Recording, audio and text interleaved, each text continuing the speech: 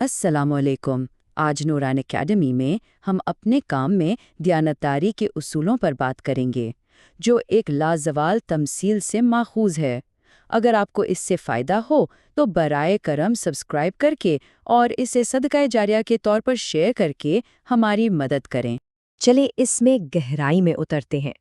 یہ بات اسلامی تہذیب کے سنہرے دور کے ایک بنیادی ستون کی نشاندہی کرتی ہے: ذمہ داری۔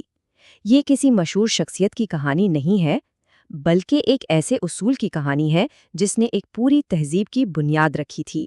تو یہ ذمہ داری کہاں سے شروع ہوتی ہے؟ یہ بڑے بڑے کاموں سے نہیں، بلکہ ایک فرد کی خاموش جستجو سے شروع ہوتی ہے، اپنی ذات سے، اپنی لگن سے۔ یہ مہارت حاصل کرنے کا عمل ہے، جہاں کام خود عبادت کا درجہ اختیار کر لیتا ہے۔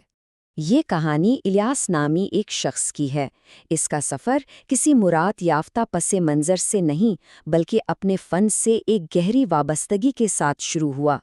اس نے پیمائشوں کا باریک بینی سے مطالعہ کیا، بصیرت حاصل کرنے کے لیے فطرت کا مشاہدہ کیا، اور اپنے ہنر میں صبر کرنا سیکھا۔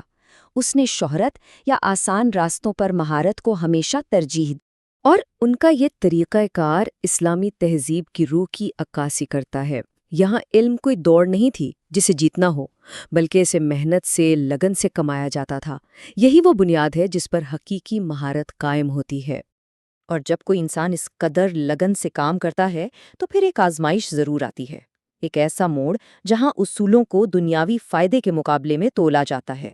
کردار کی یہ آزمائش ہمیں اسلام کے ایک بہت ہی اہم تصور کی طرف لاتی ہے: امانت۔ امانت صرف کسی چیز کو سنبھالنا نہیں، یہ ایک مقدس اعتماد اور ذمہ داری ہے جو ہمارے ہر کام، ہر ہنر اور ہر معاملے میں شامل ہوتی ہے۔ سمت نما آلہ بنانے میں الیاس کی مہارت اسے ایک نازک موڑ پر لے آئی۔ اسے دو راستوں میں سے ایک کا انتخاب کرنا تھا۔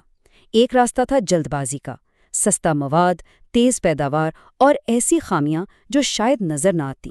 دوسرا راستہ تھا دیانتداری کا، جس میں آزمودہ مواد، صبر آزما کاریگری اور بھروسے کی ضمانت تھی۔ یہ اس کی امانت کا براہ راست امتحان تھا۔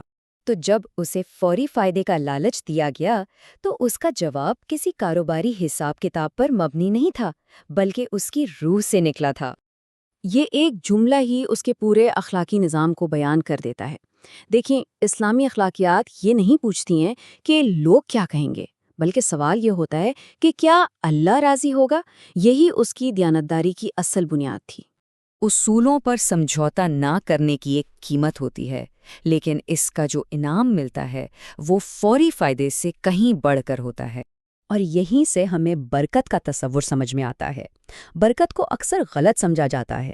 یہ صرف پیسے کی زیادتی نہیں، بلکہ یہ وہ الہی فضل ہے، وہ خیر ہے جو نیکی اور صبر کے راستے پر چلنے سے ملتی ہے۔ اور برکت کا راستہ ہمیشہ سیدھا نہیں ہوتا۔ الیاس کی مثال کو ہی دیکھ لیں۔ سب سے پہلے اس نے سمجھوتا کرنے سے انکار کیا، ٹھیک ہے؟ اس کا فوری نتیجہ کیا ہوا؟ اسے وقتی طور پر نقصان ہوا، کچھ گاہک سستے کام کی طرف چلے گئے، لیکن پھر جب اس کے بنائے ہوئے آلات کی وجہ سے قافلے محفوظ لوٹنے لگے تو ایک چیز پیدا ہوئی: اعتماد۔ اور آخرکار یہی اعتماد اس کا سب سے بڑا سرمایہ بن گیا۔ یہی برکت کا اصل ظہور تھا۔ جلد ہی بازار نے خود گواہی دی، لوگوں کی زبان پر ایک ہی بات تھی، اور اس کا نام اعتماد کا دوسرا نام بن گیا۔ تو یہ جو ساکھ بنی، یہ صرف ایک اچھی شہرت نہیں تھی، یہ قیادت کی بنیاد تھی۔ اصل قیادت اسی اعتماد پر قائم ہوتی ہے، جسے خدمت کر کے کمایا جاتا ہے۔